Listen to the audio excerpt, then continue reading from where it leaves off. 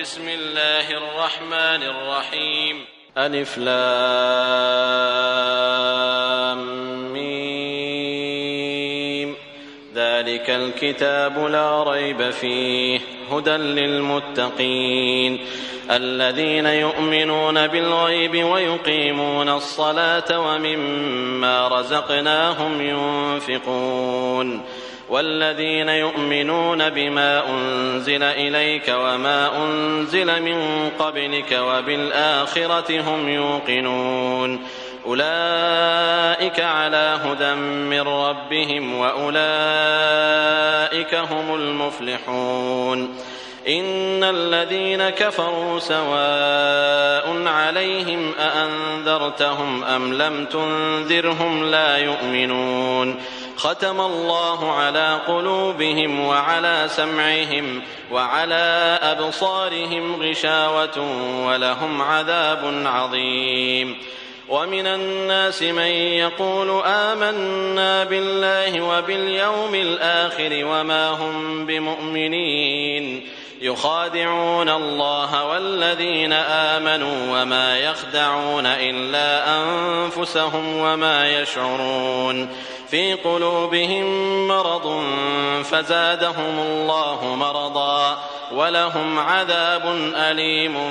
بما كانوا يكذبون. وإذا قيل لهم لا تفسدوا في الأرض قالوا إنما نحن مصلحون ألا إنهم هم المفسدون ولكن لا يشعرون.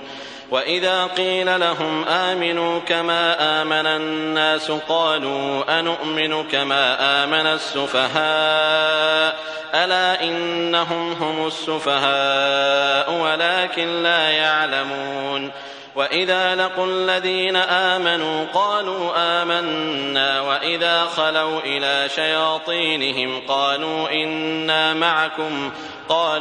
إنا معكم إنما نحن مستهزئون الله يستهزئ بهم ويمدهم في طغيانهم يعمهون. أولئك الذين اشتروا الضلالة بالهدى فما ربحت تجارتهم وما كانوا مهتدين. مثلهم كمثل الذي استوقد نارا فلما أضاءت ما حوله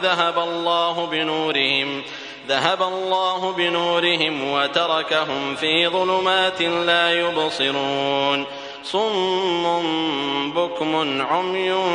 فهم لا يرجعون. أو كصيب من السماء فيه ظلمات ورعد وبرق يجعلون أصابعهم في آذانهم من الصواعق حذر الموت والله محيط بالكافرين. يكاد البرق يخطف أبصارهم كلما أضاء لهم مشوا فيه وإذا أظلم عليهم قاموا ولو شاء الله لذهب بسمعهم وأبصارهم إن الله على كل شيء قدير. يا أيها الناس اعبدوا ربكم الذي خلقكم والذين من قبلكم لعلكم تتقون الذي جعل لكم الأرض فراشا والسماء بناء وأنزل من السماء ماء فأخرج به من الثمرات رزقا لكم فلا تجعلوا لله أندادا وأنتم تعلمون. وإن كنتم في ريب مما نزلنا على عبدنا فأتوا بسورة من مثله وادعوا شهداءكم من دون الله إن كنتم صادقين فإن لم تفعلوا ولن تفعلوا فاتقوا النار التي وقودها الناس والحجارة أعدت للكافرين. وبشر الذين آمنوا وعملوا الصالحات أن لهم جنات تجري من تحتها الأنهار كلما رزقوا منها من ثمرة رزقا قالوا هذا الذي رزقنا من قبل وأتوا به متشابها ولهم فيها أزواج مطهرة وهم فيها خالدون إن الله لا يستحيي أن يضرب مثلا ما بعوضة فما فوقها فأما الذين آمنوا فيعلمون أنه الحق من ربهم وأما الذين كفروا فيقولون ماذا أراد الله بهذا مثلا يضل به كثيرا ويهدي به كثيرا وما يضل به إلا الفاسقين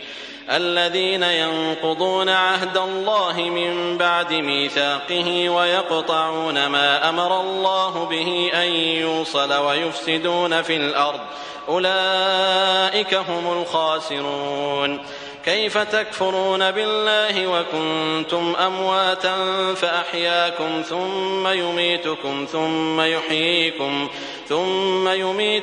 ثم يحييكم ثم إليه ترجعون هو الذي خلق لكم ما في الأرض جميعا ثم استوى إلى السماء فسواهن 7 سماوات وهو بكل شيء عليم وإذ قال ربك للملائكة إني جاعل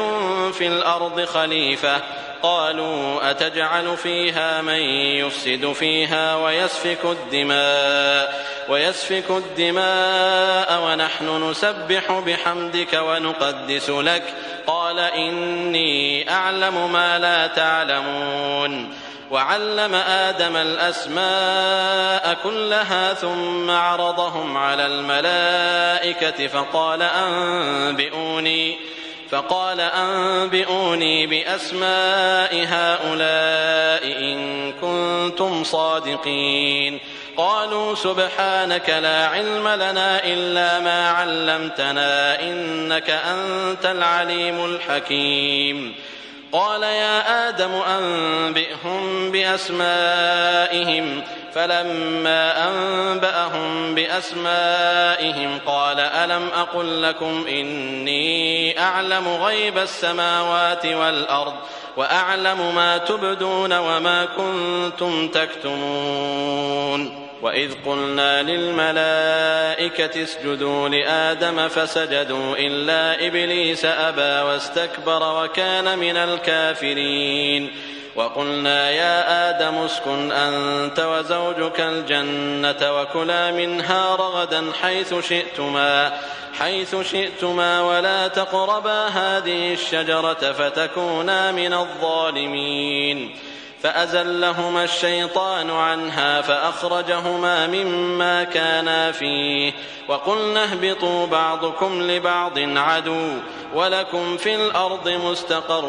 ومتاع إلى حين فتلقى آدم من ربه كلمات فتاب عليه إنه هو التواب الرحيم قلنا اهبطوا منها جميعا فإما يأتينكم مني هدى فمن تبع هداي فلا خوف عليهم ولا هم يحزنون والذين كفروا وكذبوا بآياتنا أولئك أصحاب النار هم فيها خالدون يا بني إسرائيل اذكروا نعمتي التي أنعمت عليكم وأوفوا بعهدي أوف بعهدكم وإياي فارهبون وآمنوا بما أنزلت مصدقا لما معكم ولا تكونوا أول كافر به ولا تشتروا بآياتي ثمنا قليلا وإياي فاتقون ولا تلبسوا الحق بالباطل وتكتموا الحق وأنتم تعلمون وأقيموا الصلاة وآتوا الزكاة واركعوا مع الراكعين أتأمرون الناس بالبر وتنسون أنفسكم وأنتم تتلون الكتاب أفلا تعقلون واستعينوا بالصبر والصلاة وإنها لكبيرة إلا على الخاشعين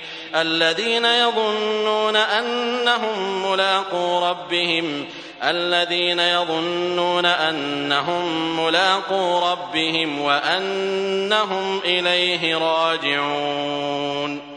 يا بني إسرائيل اذكروا نعمتي التي أنعمت عليكم وأني فضلتكم على العالمين واتقوا يوما لا تجزي نفس عن نفس شيئا ولا يقبل منها شفاعة ولا يؤخذ منها عدل ولا هم ينصرون وإذ نجيناكم من آل فرعون يسومونكم سوء العذاب يذبحون أبناءكم ويستحيون نساءكم وفي ذلكم بلاء من ربكم عظيم وإذ فرقنا بكم البحر فأنجيناكم وأغرقنا آل فرعون وأنتم تنظرون وإذ واعدنا موسى 40 ليلة ثم اتخذتم العجل من بعده وأنتم ظالمون ثم عفونا عنكم من بعد ذلك لعلكم تشكرون وإذ آتينا موسى الكتاب والفرقان لعلكم تهتدون وإذ قال موسى لقومه يا قوم إنكم ظلمتم أنفسكم باتخاذكم العجل فتوبوا إلى بارئكم فاقتلوا أنفسكم ذلكم خير لكم عند بارئكم فتاب عليكم إنه هو التواب الرحيم وإذ قلتم يا موسى لن نؤمن لك حتى نرى الله جهرة فأخذتكم الصاعقة وأنتم تنظرون ثم بعثناكم من بعد موتكم لعلكم تشكرون وظللنا عليكم الغمام وأنزلنا عليكم المن والسلوى كلوا من طيبات ما رزقناكم وما ظلمونا ولكن كانوا أنفسهم يظلمون وإذ قلنا ادخلوا هذه القرية فكلوا منها حيث شئتم رغدا وادخلوا الباب سجدا وقولوا حطة نغفر لكم خطاياكم وسنزيد المحسنين فبدل الذين ظلموا قولا غير الذي قيل لهم فأنزلنا على الذين ظلموا رجزا من السماء بما كانوا يفسقون وإذ استسقى موسى لقومه فقلنا اضرب بعصاك الحجر فانفجرت منه 12 عينا قد علم كل أناس مشربهم كلوا واشربوا من رزق الله ولا تعثوا في الأرض مفسدين وإذ قلتم يا موسى لن نصبر على طعام واحد فادع لنا ربك يخرج لنا مما تنبت الأرض من بقلها وقثائها وفومها وعدسها وبصلها قال أتستبدلون الذي هو أدنى بالذي هو خير اهبطوا مصرا فإن لكم ما سألتم وضربت عليهم الذلة والمسكنة وباءوا بغضب من الله ذلك بأنهم كانوا يكفرون بآيات الله ويقتلون النبيين بغير الحق ذلك بما عصوا وكانوا يعتدون إن الذين آمنوا والذين هادوا والنصارى والصابئين من آمن بالله واليوم الآخر وعمل صالحا فلهم أجرهم عند ربهم ولا خوف عليهم ولا هم يحزنون. وإذ أخذنا ميثاقكم ورفعنا فوقكم الطور خذوا ما آتيناكم بقوة واذكروا ما فيه لعلكم تتقون ثم توليتم من بعد ذلك فلولا فضل الله عليكم ورحمته لكنتم من الخاسرين. ولقد علمتم الذين اعتدوا منكم في السبت فقلنا لهم كونوا قردة خاسئين فجعلناها نكالا لما بين يديها وما خلفها وموعظة للمتقين. وإذ قال موسى لقومه إن الله يأمركم أن تذبحوا بقرة قالوا أتتخذنا هزوا قال أعوذ بالله أن أكون من الجاهلين. قالوا ادع لنا ربك يبين لنا ما هي قال إنه يقول إنها بقرة لا فارض ولا بكر عوان بين ذلك فافعلوا ما تؤمرون. قالوا ادع لنا ربك يبين لنا ما لونها قال إنه يقول إنها بقرة صفراء فاقع لونها تسر الناظرين. قالوا ادع لنا ربك يبين لنا ما هي إن البقرة شابه علينا وإنا إن شاء الله لمهتدون. قال إنه يقول إنها بقرة لا ذلول تثير الأرض ولا تسقي الحرث مسلمة لا شية فيها. قالوا الآن جئت بالحق فذبحوها وما كادوا يفعلون. وإذ قتلتم نفسا فادارأتم فيها والله مخرج ما كنتم تكتمون. فقلنا اضربوه ببعضها كذلك يحيي الله الموتى ويريكم آياته لعلكم تعقلون. ثم قست قلوبكم من بعد ذلك فهي كالحجارة أو أشد قسوة وإن من الحجارة لما يتفجر منه الأنهار وإن منها لما يشقق فيخرج منه الماء وإن منها لما يهبط من خشية الله وما الله بغافل عما تعملون. أفتطمعون أن يؤمنوا لكم وقد كان فريق منهم يسمعون كلام الله ثم يحرفونه من بعد ما عقلوه وهم يعلمون. وإذا لقوا الذين آمنوا قالوا آمنا وإذا خلا بعضهم إلى بعض قالوا أتحدثونهم بما فتح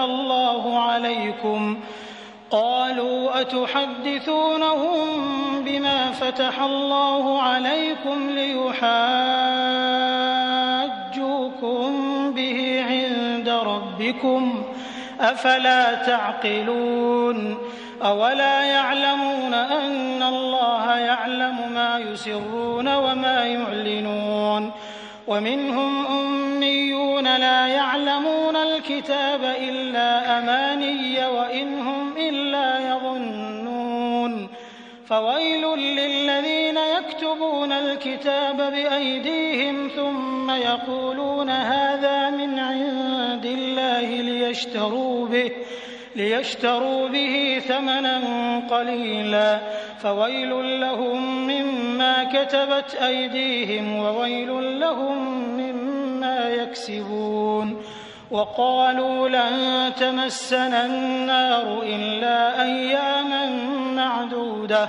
قل أتخذتم عند الله عهدا فلن يخلف الله عهده فلن يخلف الله عهده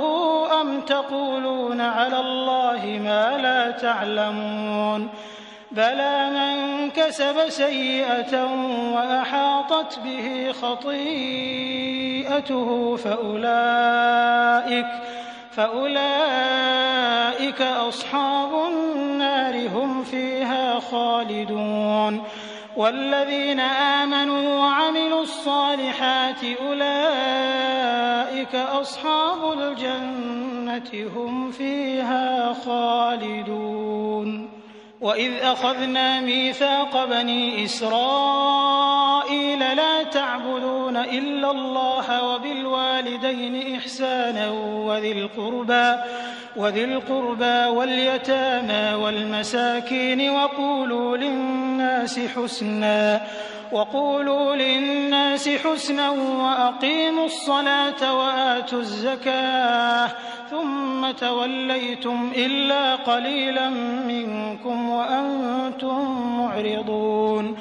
وإذ أخذنا ميثاقكم لا تسفكون دماءكم ولا تخرجون أنفسكم من دياركم ثم أقررتم وأنتم تشهدون ثم أنتم هؤلاء تقتلون أنفسكم وتخرجون فريقا منكم من ديارهم تظاهرون عليهم بالإثم والعدوان وإن يأتوكم أسارى تفادوهم وهو محرم عليكم إخراجهم أفتؤمنون ببعض الكتاب وتكفرون ببعض فما جزاء من يفعل ذلك منكم إلا خزي في الحياة الدنيا ويوم القيامة يردون إلى أشد العذاب وما الله بغافل عما تعملون أولئك الذين اشتروا الحياة الدنيا بالآخرة فلا يخفف عنهم العذاب ولا هم ينصرون ولقد آتينا موسى الكتاب وقفينا من بعده بالرسل وآتينا عيسى ابن مريم البينات وأيدناه بروح القدس أفكلما جاءكم رسول بما لا تهوى أنفسكم استكبرتم ففريقا كذبتم وفريقا تقتلون وقالوا قلوبنا غلف بل لعنهم الله بكفرهم فقليلا ما يؤمنون ولما جاءهم كتاب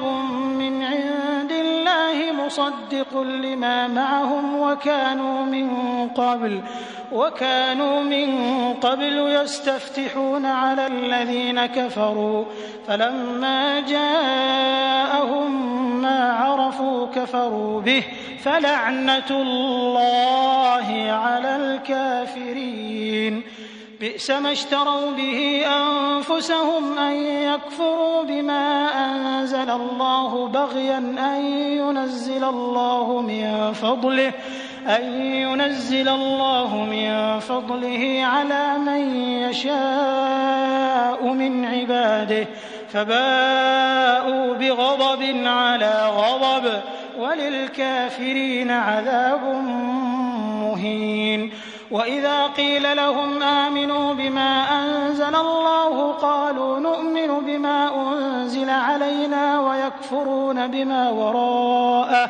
ويكفرون بما وراءه وهو الحق مصدقا لما معهم قل فلم تقتلون أنبياء الله من قبل إن كنتم مؤمنين ولقد جاءكم موسى بالبينات ثم اتخذتم العجل من بعده وأنتم ظالمون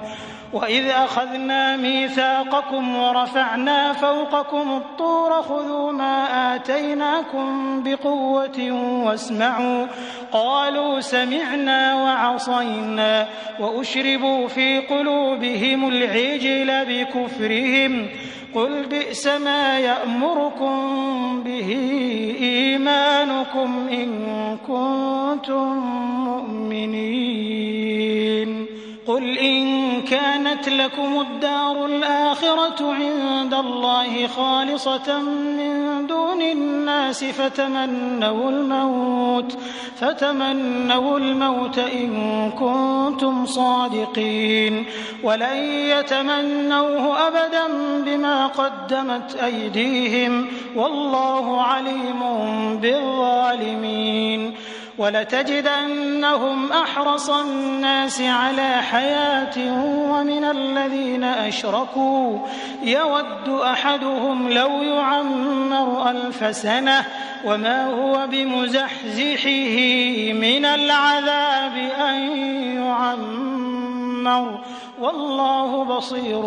بما يعملون قل من كان عدوا لجبريل فإنه نزله على قلبك بإذن الله مصدقا لما بين يديه وهدى وبشرى للمؤمنين من كان عدوا لله وملائكته ورسله وجبريل وميكال فإن الله عدو للكافرين ولقد أنزلنا إليك آيات بينات وما يكفر بها إلا الفاسقون أوكلما عاهدوا عهدا نبذه فريق منهم بل أكثرهم لا يؤمنون ولما جاءهم رسول من عند الله مصدق لما معهم نبذ فريق من الذين أوتوا الكتاب كتاب الله وراء ظهورهم كأنهم لا يعلمون واتبعوا ما تتلو الشياطين على ملك سليمان وما كفر سليمان ولكن الشياطين كفروا يعلمون الناس السحر وما أنزل على الملكين ببابل هاروت وماروت وما يعلمان من أحد حتى يقولا إنما نحن فتنة فلا تكفر فيتعلمون منهما ما يفرقون به بين المرء وزوجه وما هم بضارين به من أحد إلا بإذن الله ويتعلمون ما يضرهم ولا ينفعهم ولقد علموا لمن اشتراه ما له في الآخرة من خلاق ولبئس ما شروا به أنفسهم لو كانوا يعلمون ولو أنهم آمنوا واتقوا لمثوبة من عند الله خير لو كانوا يعلمون يا أيها الذين آمنوا لا تقولوا راعنا وقولوا انظرنا واسمعوا وللكافرين عذاب أليم ما يود الذين كفروا من أهل الكتاب ولا المشركين أن ينزل عليكم من خير من ربكم والله يختص برحمته من يشاء والله ذو الفضل العظيم ما ننسخ من آية أو ننسها نأت بخير منها أو مثلها ألم تعلم أن الله على كل شيء قدير ألم تعلم أن الله له ملك السماوات والأرض وما لكم من دون الله من ولي ولا نصير أم تريدون أن تسألوا رسولكم كما سئل موسى من قبل ومن يتبدل الكفر بالإيمان فقد ضل سواء السبيل ود كثير من أهل الكتاب لو يردونكم من بعد إيمانكم كفارا حسدا من عند أنفسهم من بعد ما تبين لهم الحق فاعفوا واصفحوا حتى يأتي الله بأمره إن الله على كل شيء قدير وأقيموا الصلاة وآتوا الزكاة وما تقدموا لأنفسكم من خير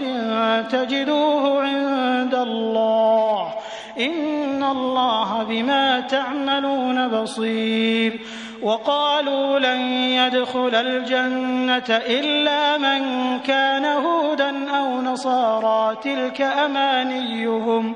قل هاتوا برهانكم إن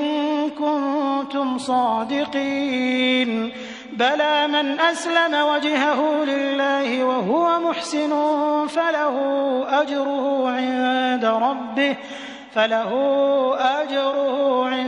ربه ولا خوف عليهم ولا هم يحزنون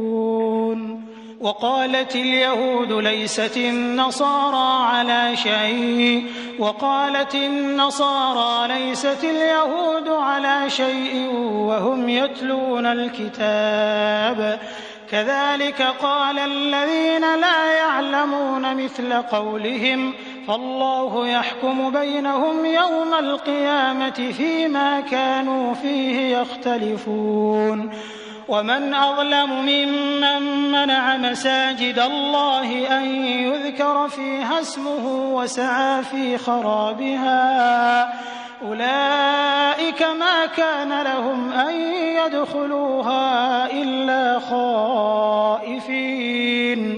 لهم في الدنيا خزي ولهم في الآخرة عذاب عظيم ولله المشرق والمغرب فأينما تولوا فثم وجه الله إن الله واسع عليم وقالوا اتخذ الله ولدا سبحانه بل له ما في السماوات والأرض كل له قانتون بديع السماوات والأرض وإذا قضى أمرا فإنما يقول له كن فيكون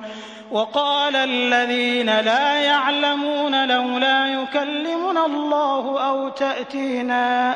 آية كذلك قال الذين من قبلهم مثل قولهم تشابهت قلوبهم قد بينا الآيات لقوم يوقنون إنا أرسلناك بالحق بشيرا ونذيرا ولا تسأل عن أصحاب الجحيم ولن ترضى عنك اليهود ولا النصارى حتى تتبع ملتهم قل إن هدى الله هو الهدى ولئن اتبعت أهواءهم بعد الذي جاءك من العلم ما لك من الله من ولي ولا نصير الذين آتيناهم الكتاب يتلونه حق تلاوته أولئك يؤمنون به ومن يكفر به فأولئك هم الخاسرون يا بني إسرائيل اذكروا نعمتي التي أنعمت عليكم وأني فضلتكم على العالمين واتقوا يوما لا تجزي نفس عن نفس شيئا ولا يقبل منها عدل ولا تنفعها ولا تنفعها شفاعة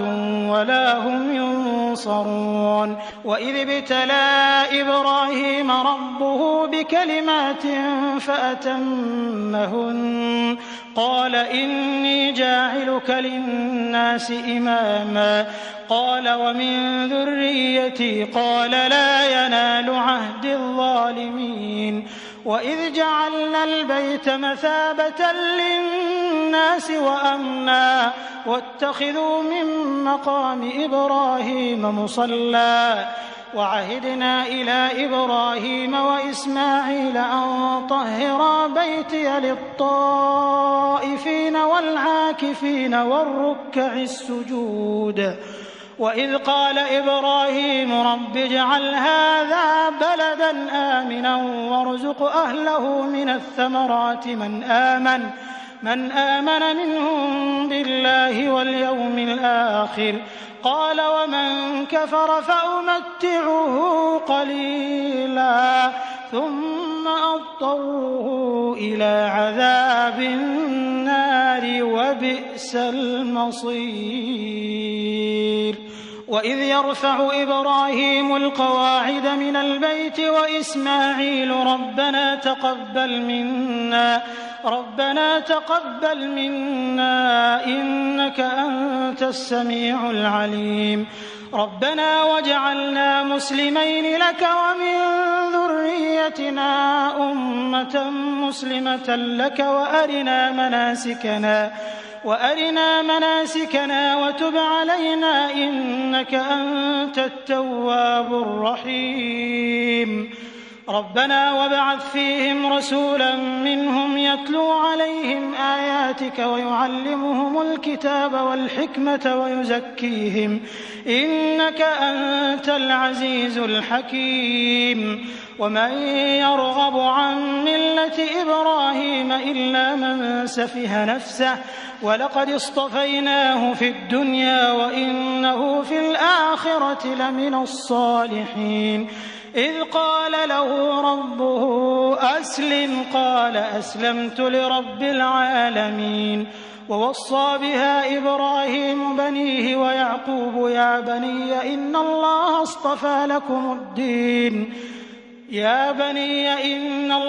اصطفى لكم الدين فلا تموتن إلا وأنتم مسلمون. أم كنتم شهداء إذ حضر يعقوب الموت إذ قال لبنيه ما تعبدون من بعدي قالوا نعبد إلهك وإله آبائك إبراهيم وإسماعيل وإسحاق إلها واحدا ونحن له مسلمون. تلك أمة قد خلت لها ما كسبت ولكم ما كسبتم ولا تسألون عما كانوا يعملون. وقالوا كونوا هودا أو نصارى تهتدوا قل بل ملة إبراهيم حنيفا وما كان من المشركين. قولوا آمنا بالله وما أنزل إلينا وما أنزل إلى إبراهيم وإسماعيل وإسحاق ويعقوب والأسباط وما أوتي موسى وعيسى وما أوتي النبيون من ربهم لا نفرق بين أحد منهم ونحن له مسلمون. فإن آمنوا بمثل ما آمنتم به فقد اهتدوا وإن تولوا فإنما هم في شقاق فسيكفيكهم الله وهو السميع العليم. صبغة الله ومن أحسن من الله صبغة ونحن له عابدون. قل أتحاجوننا في الله وهو ربنا وربكم ولنا أعمالنا ولكم أعمالكم ونحن له مخلصون. أم تقولون إن إبراهيم وإسماعيل وإسحاق ويعقوب والأسباط كانوا هودا أو نصارى قل أأنتم أعلم أم الله ومن أظلم ممن كتم شهادة عنده من الله وما الله بغافل عما تعملون تلك أمة قد خلت لها ما كسبت ولكم ما كسبتم ولا تسألون عما كانوا يعملون. سيقول السفهاء من الناس ما ولاهم عن قبلتهم التي كانوا عليها قل لله المشرق والمغرب يهدي من يشاء إلى صراط مستقيم وكذلك جعلناكم أمة وسطا لتكونوا شهداء على الناس ويكون الرسول عليكم شهيدا وما جعلنا القبلة التي كنت عليها إلا لنعلم من يتبع الرسول ممن ينقلب على عقبيه وإن كانت لكبيرة إلا على الذين هدى الله وما كان الله ليضيع إيمانكم إن الله بالناس لرءوف رحيم قد نرى تقلب وجهك في السماء فلنولينك قبلة ترضاها فول وجهك شطر المسجد الحرام وحيث ما كنتم فولوا وجوهكم شطره وإن الذين أوتوا الكتاب ليعلمون أنه الحق من ربهم وما الله بغافل عما يعملون ولئن أتيت الذين أوتوا الكتاب بكل آية ما تبعوا قبلتك وما أنت بتابع قبلتهم وما بعضهم بتابع قبلة بعض ولئن اتبعت أهواءهم من بعد ما جاءك من العلم إنك إذا لمن الظالمين الذين آتيناهم الكتاب يعرفونه كما يعرفون أبناءهم وإن فريقا منهم ليكتمون الحق وهم يعلمون الحق من ربك فلا تكونن من الممترين ولكل وجهة هو موليها فاستبقوا الخيرات أينما تكونوا يأت بكم الله جميعا إن الله على كل شيء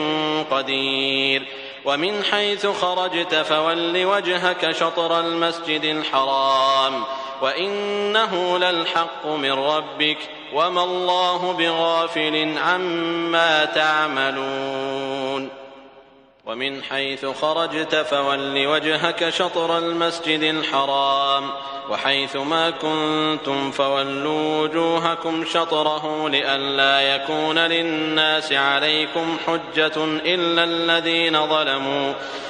الذين ظلموا منهم فلا تخشوهم واخشوني ولأتم نعمتي عليكم ولعلكم تهتدون كما أرسلنا فيكم رسولا منكم يتلو عليكم آياتنا ويزكيكم ويعلمكم الكتاب والحكمة ويعلمكم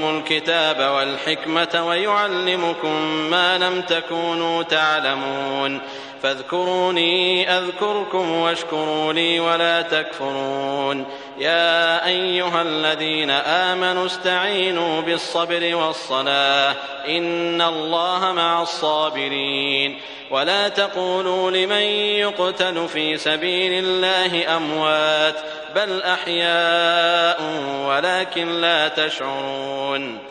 ولنبلونكم بشيء من الخوف والجوع ونقص من الأموال والأنفس والثمرات وبشر الصابرين الذين إذا أصابتهم مصيبة قالوا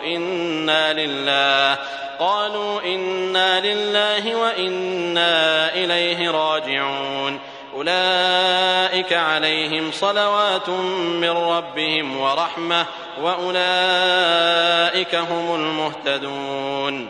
إن الصفا والمروة من شعائر الله فمن حج البيت أو اعتمر فلا جناح عليه أن يطوف بهما ومن تطوع خيرا فإن الله شاكر عليم. إن الذين يكتمون ما أنزلنا من البينات والهدى من بعد ما بيناه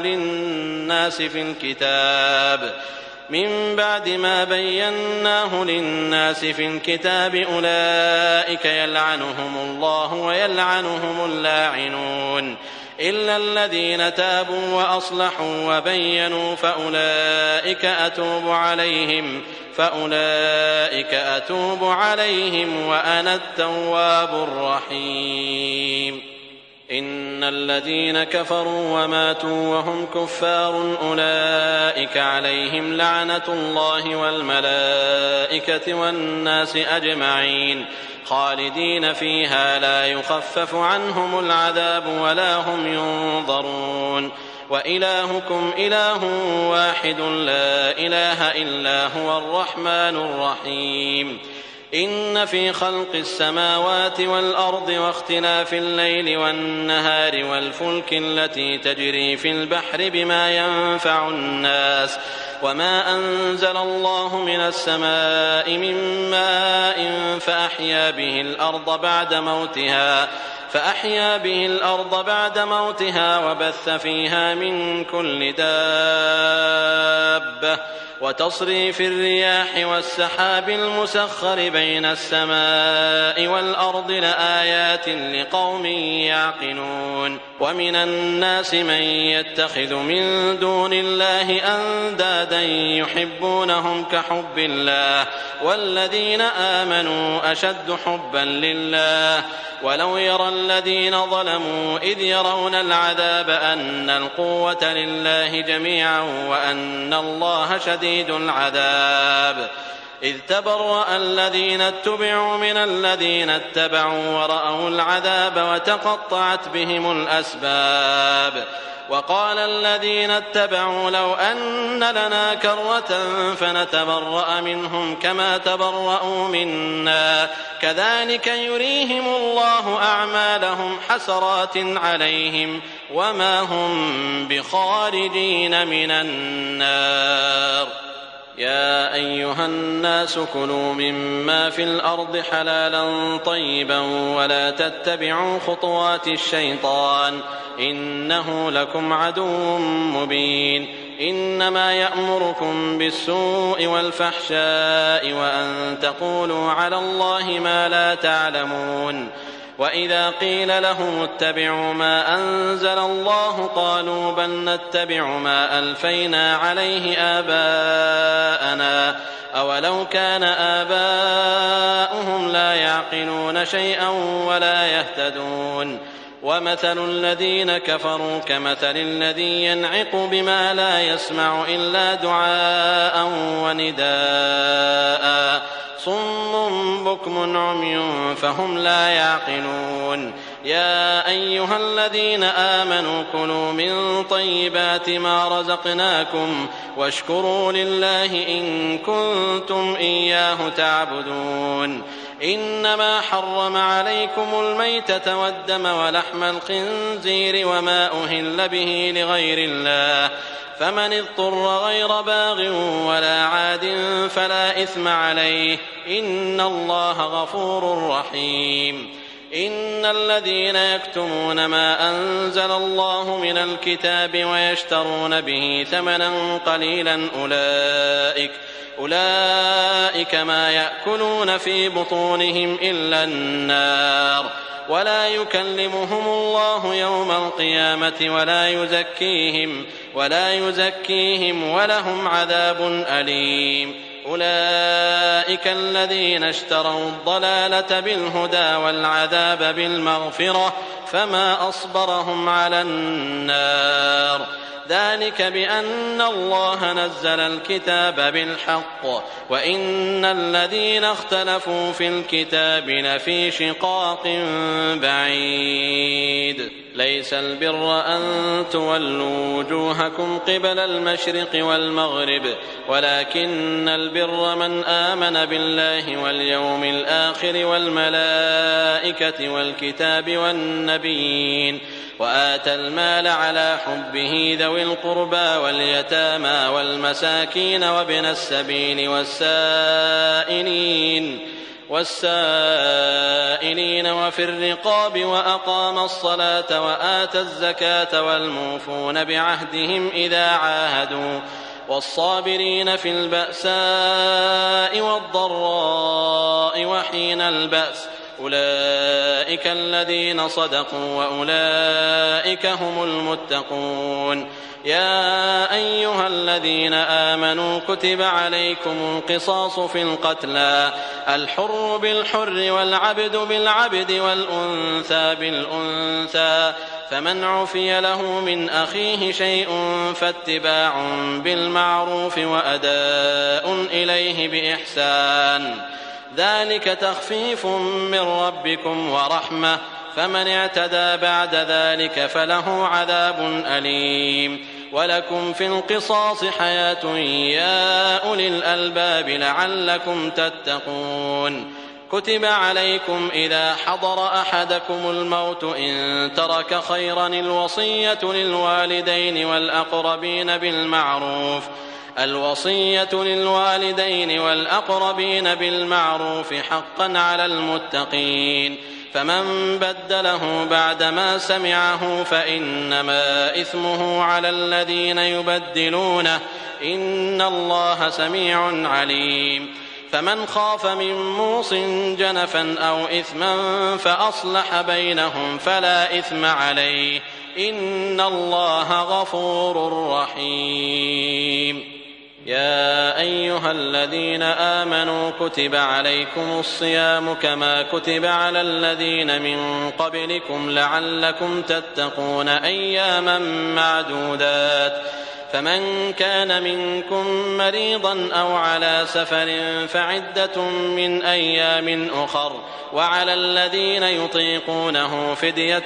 طعام مسكين فمن تطوع خيرا فهو خير له وأن تصوموا خير لكم إن كنتم تعلمون. شهر رمضان الذي أنزل فيه القرآن هدى للناس وبينات من الهدى والفرقان فمن شهد منكم الشهر فليصم ومن كان مريضا أو على سفر فعدة من أيام أخر يريد الله بكم اليسر ولا يريد بكم العسر ولتكملوا العدة ولتكبروا الله على ما هداكم ولعلكم تشكرون. وإذا سألك عبادي عني فإني قريب أجيب دعوة الداع إذا دعان فليستجيبوا لي وليؤمنوا بي لعلهم يرشدون. أحل لكم ليلة الصيام الرفث إلى نسائكم هن لباس لكم وأنتم لباس لهن علم الله أنكم كنتم تختانون أنفسكم فتاب عليكم وعفى عنكم فالآن باشروهن وابتغوا ما كتب الله لكم وكلوا واشربوا حتى يتبين لكم الخيط الأبيض من الخيط الأسود من الفجر ثم أتموا الصيام إلى الليل ولا تباشروهن وأنتم عاكفون في المساجد تلك حدود الله فلا تقربوها كذلك يبين الله آياته للناس لعلهم يتقون. ولا تأكلوا أموالكم بينكم بالباطل وتدلوا بها إلى الحكام لتأكلوا فريقا من أموال الناس بالإثم وأنتم تعلمون. يسألونك عن الأهلة قل هي مواقيت للناس والحج وليس البر بأن تأتوا البيوت من ظهورها ولكن البر من اتقى وأتوا البيوت من أبوابها واتقوا الله لعلكم تفلحون وقاتلوا في سبيل الله الذين يقاتلونكم ولا تعتدوا إن الله لا يحب المعتدين واقتلوهم حيث ثقفتموهم وأخرجوهم من حيث أخرجوكم والفتنة أشد من القتل ولا تقاتلوهم عند المسجد الحرام حتى يقاتلوكم فيه فإن قاتلوكم فاقتلوهم كذلك جزاء الكافرين فإن انتهوا فإن الله غفور رحيم وقاتلوهم حتى لا تكون فتنة ويكون الدين لله فإن انتهوا فلا عدوان إلا على الظالمين الشهر الحرام بالشهر الحرام والحرمات قصاص فمن اعتدى عليكم فاعتدوا عليه بمثل ما اعتدى عليكم واتقوا الله واعلموا أن الله مع المتقين وأنفقوا في سبيل الله ولا تلقوا بأيديكم إلى التهلكة وأحسنوا إن الله يحب المحسنين وأتموا الحج والعمرة لله فإن أحصرتم فما استيسر من الهدي ولا تحلقوا رؤوسكم حتى يبلغ الهدي محله فمن كان منكم مريضا أو به أذى من رأسه ففدية من صيام أو صدقة أو نسك فإذا أمنتم فمن تمتع بالعمرة إلى الحج فما استيسر من الهدي فمن لم يجد فصيام 3 أيام في الحج و7 إذا رجعتم تلك 10 كاملة ذلك لمن لم يكن أهله حاضر المسجد الحرام واتقوا الله واعلموا أن الله شديد العقاب الحج أشهر معلومات فمن فرض فيهن الحج فلا رفث ولا فسوق ولا جدال في الحج وما تفعلوا من خير يعلمه الله وتزودوا فإن خير الزاد التقوى واتقون يا أولي الألباب ليس عليكم جناح أن تبتغوا فضلا من ربكم فإذا أفضتم من عرفات فاذكروا الله عند المشعر الحرام واذكروه كما هداكم وإن كنتم من قبله لمن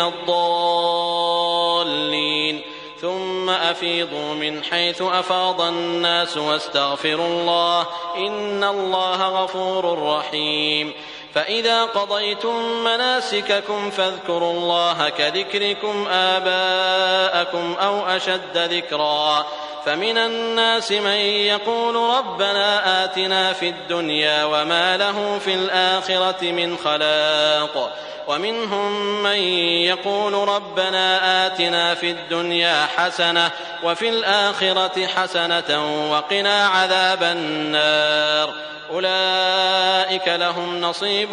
مما كسبوا والله سريع الحساب واذكروا الله في أيام معدودات فمن تعجل في يومين فلا إثم عليه ومن تأخر فلا إثم عليه لمن اتقى واتقوا الله واعلموا أنكم إليه تحشرون ومن الناس من يعجبك قوله في الحياة الدنيا ويشهد الله على ما في قلبه وهو ألد الخصام وإذا تولى سعى في الأرض ليفسد فيها ويهلك الحرث والنسل والله لا يحب الفساد وإذا قيل له اتق الله أخذته العزة بالإثم فحسبه جهنم ولبئس المهاد ومن الناس من يشري نفسه ابتغاء مرضات الله والله رءوف بالعباد. يا أيها الذين آمنوا ادخلوا في السلم كافة ولا تتبعوا خطوات الشيطان إنه لكم عدو مبين. فإن زللتم من بعد ما جاءتكم البينات فاعلموا أن الله عزيز حكيم. هل ينظرون إلا أن يأتيهم الله في ظلل من الغمام والملائكة وقضي الأمر وإلى الله ترجع الأمور. سل بني إسرائيل كم آتيناهم من آية بينة ومن يبدل نعمة الله من بعد ما جاءته فإن الله شديد العقاب. زين للذين كفروا الحياة الدنيا ويسخرون من الذين آمنوا والذين اتقوا فوقهم يوم القيامة والله يرزق من يشاء بغير حساب. كان الناس أمة واحدة فبعث الله النبيين مبشرين ومنذرين وأنزل معهم الكتاب بالحق ليحكم بين الناس فيما اختلفوا فيه وما اختلف فيه إلا الذين أوتوه من بعد ما جاءتهم البينات بغيا بينهم فهدى الله الذين آمنوا لما اختلفوا فيه من الحق بإذنه والله يهدي من يشاء إلى صراط مستقيم. أم حسبتم أن تدخلوا الجنة ولما يأتكم مثل الذين خلوا من قبلكم مستهم البأساء والضراء وزلزلوا حتى يقول الرسول والذين آمنوا معه متى نصر الله ألا إن نصر الله قريب. يسألونك ماذا ينفقون قل ما أنفقتم من خير فللوالدين والأقربين واليتامى والمساكين وابن السبيل وما تفعلوا من خير فإن الله به عليم. كتب عليكم القتال وهو كره لكم وعسى أن تكرهوا شيئا وهو خير لكم وعسى أن تحبوا شيئا وهو شر لكم والله يعلم وأنتم لا تعلمون. يسألونك عن الشهر الحرام قتال فيه قل قتال فيه كبير وصد عن سبيل الله وكفر به والمسجد الحرام وإخراج أهله منه أكبر عند الله والفتنة أكبر من القتل ولا يزالون يقاتلونكم حتى يردوكم عن دينكم إن استطاعوا ومن يرتد منكم عن دينه فيمت وهو كافر فأولئك حبطت أعمالهم في الدنيا والآخرة وأولئك أصحاب النار هم فيها خالدون. إن الذين آمنوا والذين هاجروا وجاهدوا في سبيل الله أولئك يرجون رحمة الله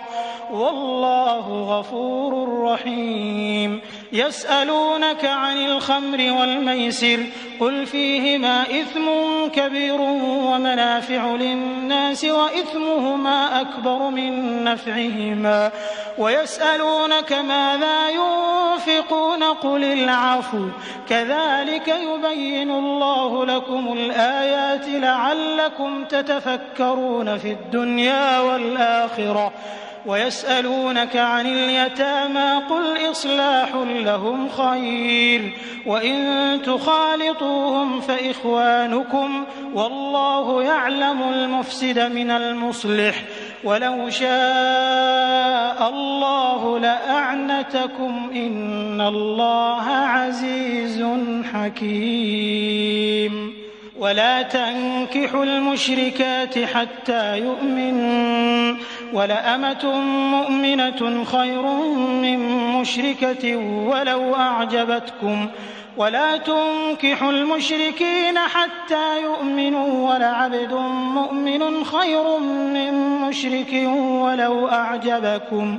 أولئك يدعون إلى النار والله يدعو إلى الجنة والمغفرة بإذنه ويبين آياته للناس لعلهم يتذكرون ويسألونك عن المحيض قل هو أذى فاعتزلوا النساء في المحيض ولا تقربوهن حتى يطهرن فإذا تطهرن فأتوهن من حيث أمركم الله إن الله يحب التوابين ويحب المتطهرين نساؤكم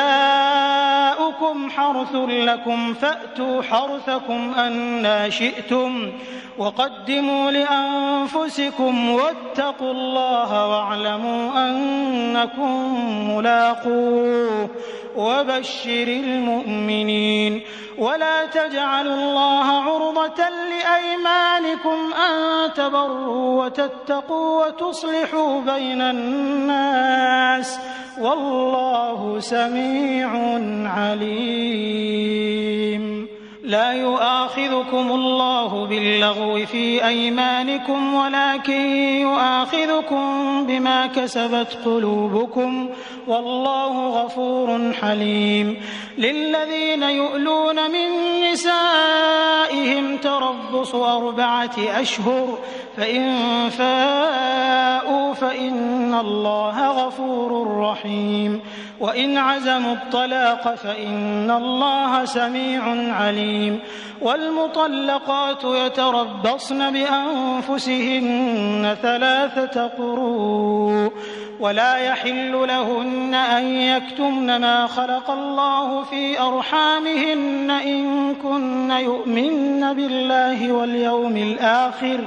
وبعولتهن أحق بردهن في ذلك إن أرادوا إصلاحا ولهن مثل الذي عليهن بالمعروف وللرجال عليهن درجة والله عزيز حكيم الطلاق 2 فإمساك بمعروف أو تسريح بإحسان ولا يحل لكم أن تأخذوا مما آتيتموهن شيئا إلا أن يخافا ألا يقيما حدود الله فإن خفتم ألا يقيما حدود الله فلا جناح عليهما فيما افتدت به تلك حدود الله فلا تعتدوها ومن يتعد حدود الله فأولئك هم الظالمون فإن طلقها فلا تحل له من بعد حتى تنكح زوجا غيره فإن طلقها فلا جناح عليهما أن يتراجعا إن ظنا أن يقيما حدود الله وتلك حدود الله يبينها لقوم يعلمون وإذا طلقتم النساء فبلغن أجلهن فأمسكوهن بمعروف أو سرحوهن بمعروف ولا تمسكوهن ضرارا لتعتدوا ومن يفعل ذلك فقد ظلم نفسه ولا تتخذوا آيات الله هزوا واذكروا نعمة الله عليكم وما أنزل عليكم من الكتاب والحكمة يعظكم به واتقوا الله واعلموا أن الله بكل شيء عليم. وإذا طلقتم النساء فبلغن أجلهن فلا تعضلوهن أن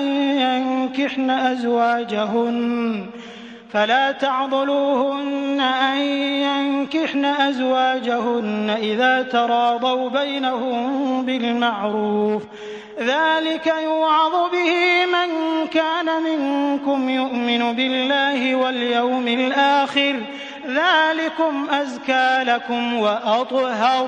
والله يعلم وأنتم لا تعلمون. والوالدات يرضعن أولادهن حولين كاملين لمن أراد أن يتم الرضاعة،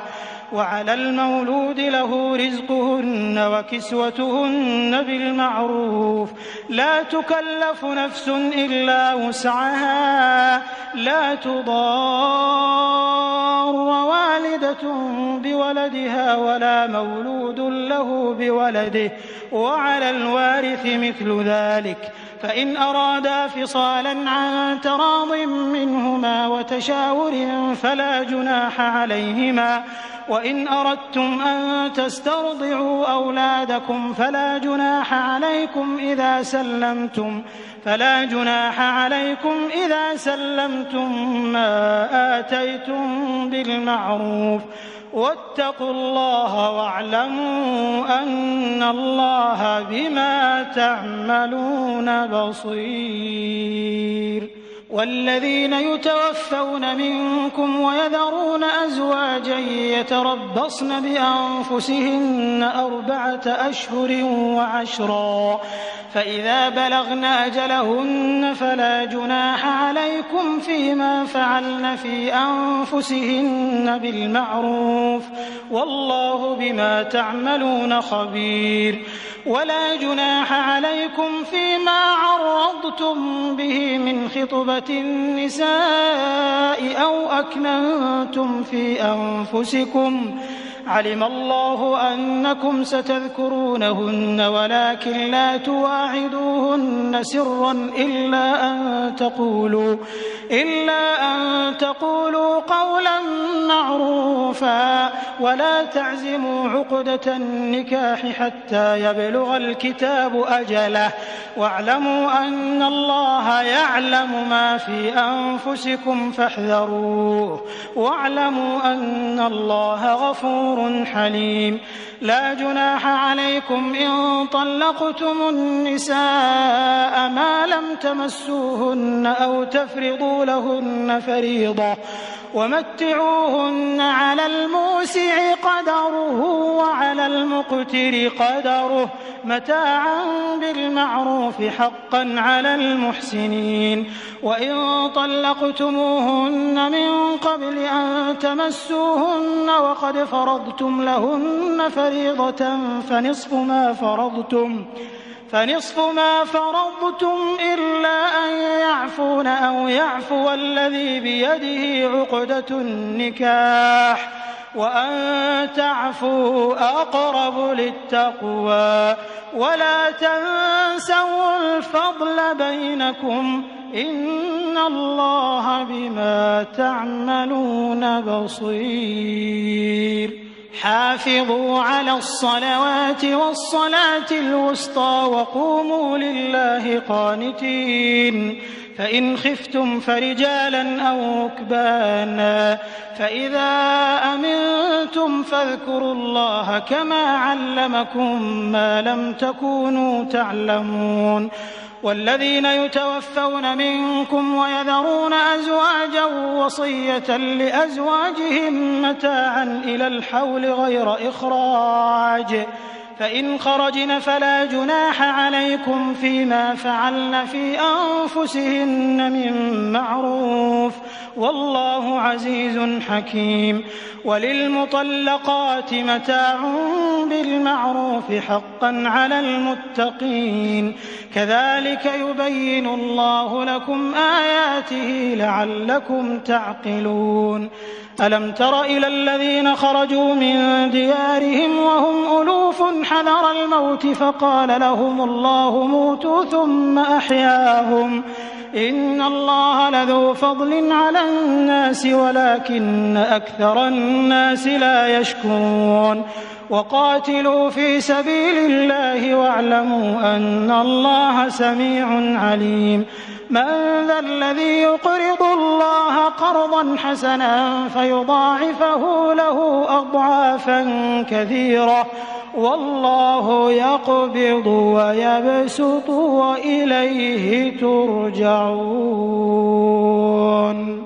ألم تر إلى الملأ من بني إسرائيل من بعد موسى إذ قالوا لنبي له مبعث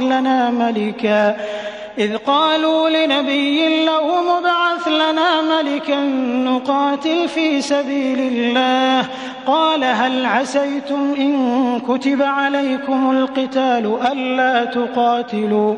قالوا وما لنا ألا نقاتل في سبيل الله وقد أخرجنا من ديارنا وأبنائنا فلما كتب عليهم القتال تولوا إلا قليلا منهم والله عليم بالظالمين. وقال لهم نبيهم إن الله قد بعث لكم طالوت ملكا قالوا أنى يكون له الملك علينا ونحن أحق بالملك منه ولم يؤت سعة من المال قال إن الله اصطفاه عليكم وزاده بسطة في العلم والجسم والله يؤتي ملكه من يشاء والله واسع عليم. وقال لهم نبيهم إن آية ملكه أن يأتيكم التابوت فيه سكينة من ربكم وبقية مما ترك آل موسى وآل هارون تحمله الملائكة إن في ذلك لآية لكم إن كنتم مؤمنين. فلما فصل طالوت بالجنود قال إن الله مبتليكم بنهر فمن شرب منه فليس مني ومن لم يطعمه فإنه مني إلا من اغترف غرفة بيده فشربوا منه إلا قليلا منهم فلما جاوزه هو والذين آمنوا معه قالوا لا طاقة لنا اليوم بجالوت وجنوده قال الذين يظنون أنهم ملاقو الله كم من فئة قليلة غلبت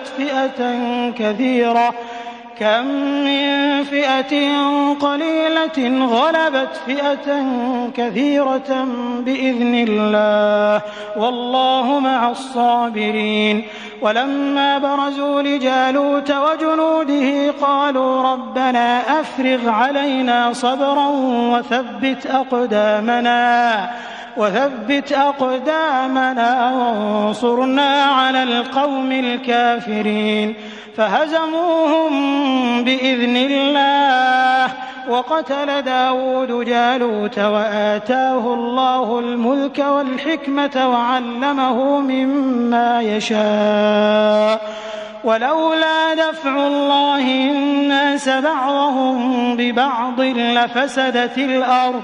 لفسدت الأرض ولكن الله ذو فضل على العالمين. تلك آيات الله نتلوها عليك بالحق وإنك لمن المرسلين. تلك الرسل فضلنا بعضهم على بعض منهم من كلم الله ورفع بعضهم درجات وآتينا عيسى ابن مريم البينات وأيدناه بروح القدس ولو شاء الله ما اقتتل الذين من بعدهم من بعد ما جاءتهم البينات ولكن اختلفوا فمنهم من آمن ومنهم من كفر ولو شاء الله ما اقتتلوا ولكن الله يفعل ما يريد. يا أيها الذين آمنوا أنفقوا مما رزقناكم من قبل أن يأتي يوم لا بيع فيه ولا خلة ولا شفاعة والكافرون هم الظالمون. الله لا إله إلا هو الحي القيوم لا تأخذه سنة ولا نوم له ما في السماوات وما في الأرض من ذا الذي يشفع عنده إلا بإذنه يعلم ما بين أيديهم وما خلفهم ولا يحيطون بشيء من علمه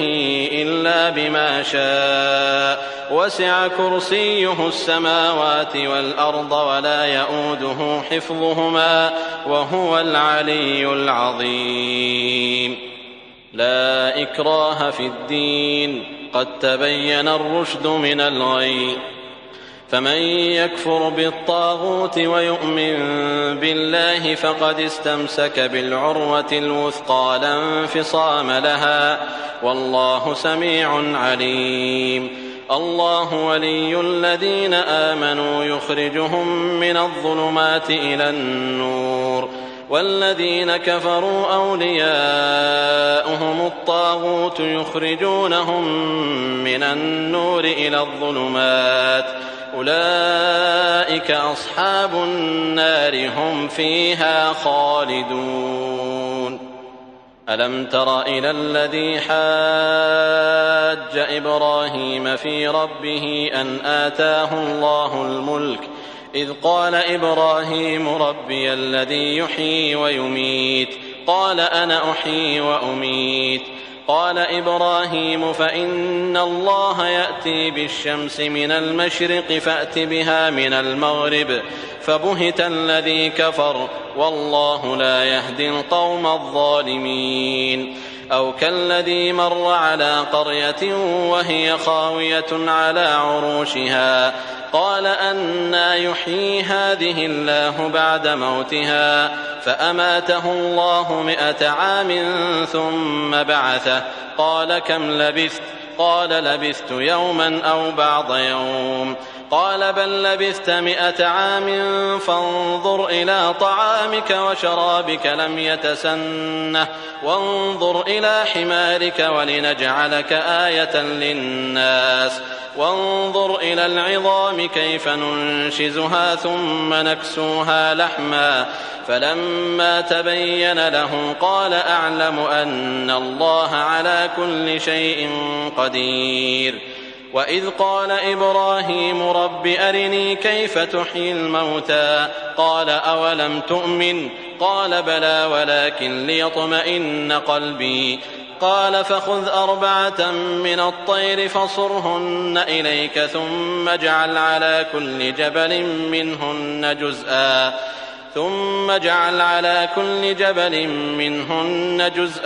ثم ادعهن يأتينك سعيا واعلم أن الله عزيز حكيم. مثل الذين ينفقون أموالهم في سبيل الله كمثل حبة أنبتت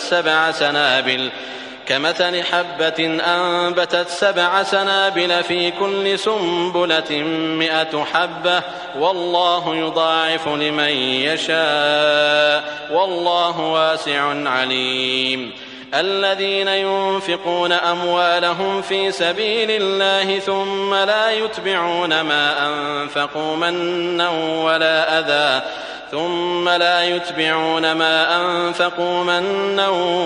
أذى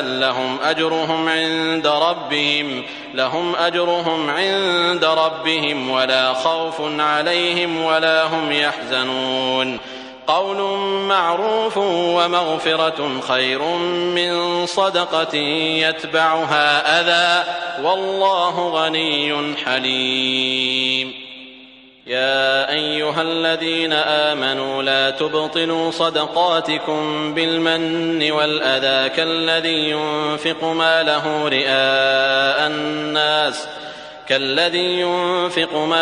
رئاء الناس ولا يؤمن بالله واليوم الآخر فمثله كمثل صفوان عليه تراب فأصابه وابل فتركه صلدا لا يقدرون على شيء مما كسبوا والله لا يهدي القوم الكافرين. ومثل الذين ينفقون أموالهم ابتغاء مرضات الله وتثبيتا من أنفسهم كمثل جنة بربوة أصابها وابل فآتت أكلها ضعفين فإن لم يصبها وابل فطل والله بما تعملون بصير. أيود أحدكم أن تكون له جنة من نخيل وأعناب تجري من تحتها الأنهار له فيها من كل الثمرات وأصابه الكبر وله ذرية ضعفاء فأصابها إعصار فيه نار فاحترقت كذلك يبين الله لكم الآيات لعلكم تتفكرون. يا أيها الذين آمنوا أنفقوا من طيبات ما كسبتم ومما أخرجنا لكم من الأرض ولا تيمموا الخبيث منه تنفقون ولستم بآخذيه إلا أن تغمضوا فيه واعلموا أن الله غني حميد. الشيطان يعدكم الفقر ويأمركم بالفحشاء والله يعدكم مغفرة منه وفضلا والله واسع عليم. يؤتي الحكمة من يشاء ومن يؤت الحكمة فقد أوتي خيرا كثيرا وما يذكر إلا أولو الألباب. وما أنفقتم من نفقة أو نذرتم من نذر فإن الله يعلمه وما للظالمين من أنصار. إن تبدوا الصدقات فنعما هي وإن تخفوها وتؤتوها الفقراء فهو خير لكم ويكفر عنكم من سيئاتكم والله بما تعملون خبير. ليس عليك هداهم ولكن الله يهدي من يشاء وما تنفقوا من خير فلأنفسكم وما تنفقون إلا ابتغاء وجه الله وما تنفقوا من خير يوفى إليكم وأنتم لا تظلمون. للفقراء الذين أحصروا في سبيل الله لا يستطيعون ضربا في الأرض يحسبهم الجاهل أغنياء من التعفف تعرفهم بسيماهم لا يسألون الناس إلحافا وما تنفقوا من خير فإن الله به عليم. الذين ينفقون أموالهم بالليل والنهار سرا وعلانية فلهم أجرهم عند ربهم ولا خوف عليهم ولا هم يحزنون. الذين يأكلون الربا لا يقومون إلا كما يقوم الذي يتخبطه الشيطان من المس ذلك بأنهم قالوا إنما البيع مثل الربا وأحل الله البيع وحرم الربا فمن جاءه موعظة من ربه فانتهى فله ما سلف وأمره إلى الله ومن عاد فأولئك أصحاب النار هم فيها خالدون. يمحق الله الربا ويربي الصدقات والله لا يحب كل كفار أثيم. إن الذين آمنوا وعملوا الصالحات وأقاموا الصلاة وآتوا الزكاة لهم أجرهم عند ربهم ولا خوف عليهم ولا هم يحزنون. يا أيها الذين آمنوا اتقوا الله وذروا ما بقي من الربا إن كنتم مؤمنين، فإن لم تفعلوا فأذنوا بحرب من الله ورسوله، وإن تبتم فلكم رؤوس أموالكم لا تظلمون ولا تظلمون، وإن كان ذو عسرة فنظرة إلى ميسرة، وأن تصدقوا خير لكم إن كنتم تعلمون. واتقوا يوما ترجعون فيه إلى الله ثم توفى كل نفس ما كسبت وهم لا يظلمون.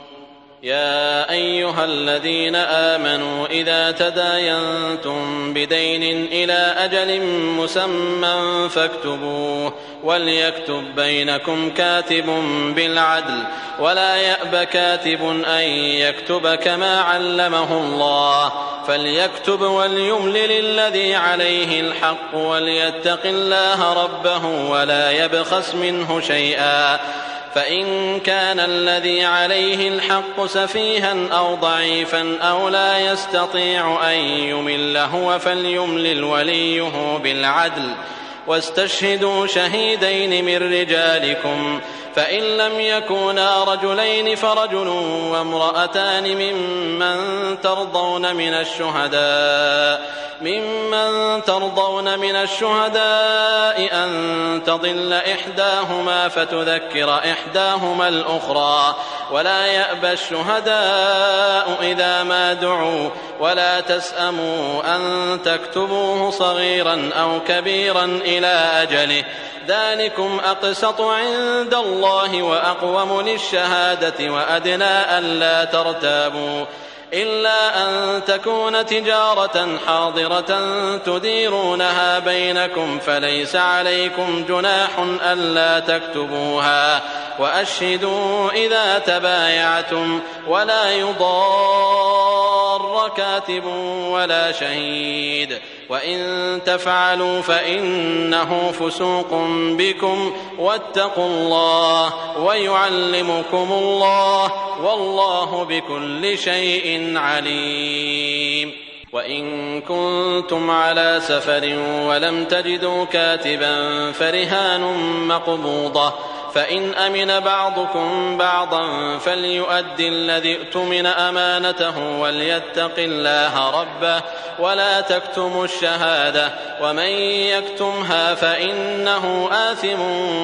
قلبه والله بما تعملون عليم. لله ما في السماوات وما في الأرض، وإن تبدوا ما في أنفسكم أو تخفوه يحاسبكم به الله، فيغفر لمن يشاء ويعذب من يشاء، والله على كل شيء قدير. آمن الرسول بما أنزل إليه من ربه والمؤمنون كل آمن بالله وملائكته وكتبه ورسله لا نفرق بين أحد من رسله، وقالوا سمعنا وأطعنا غفرانك ربنا وإليك المصير. لا يكلف الله نفسا إلا وسعها، لها ما كسبت وعليها ما اكتسبت. ربنا لا تؤاخذنا إن نسينا أو أخطأنا، ربنا ولا تحمل علينا إصرا كما حملته على الذين من قبلنا، ربنا ولا تحملنا ما لا طاقة لنا به، واعف عنا واغفر لنا وارحمنا، أنت مولانا فانصرنا على القوم الكافرين.